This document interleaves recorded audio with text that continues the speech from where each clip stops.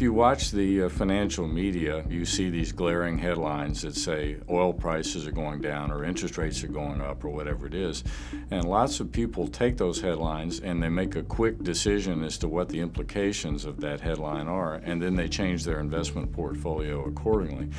And unfortunately, what I've discovered after doing this for a long period of time is that whenever you have one of these questions, they're always very, very complicated, and they have secondary effects and tertiary effects and so on. So when you say oil prices are going down, so that means that gasoline prices will go down, so consumers will have more money to spend.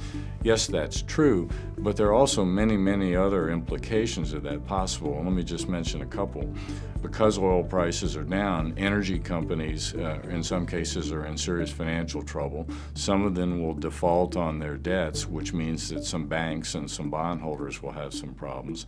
People will lose their jobs who work in some of those industries and in some of the service industries that support them, and so on. So yes, it's a plus for lots of consumers, but it's a negative for lots of consumers as well. And the other thing that we already see happening, which is interesting, is that this past year, 2015, was a record year for automobile and vehicle sales. What's interesting is most of the growth actually took place in the SUVs and light trucks, and they tend to be gas guzzlers. So if you look across the whole fleet of autos in this country, miles per gallon actually went down this past year.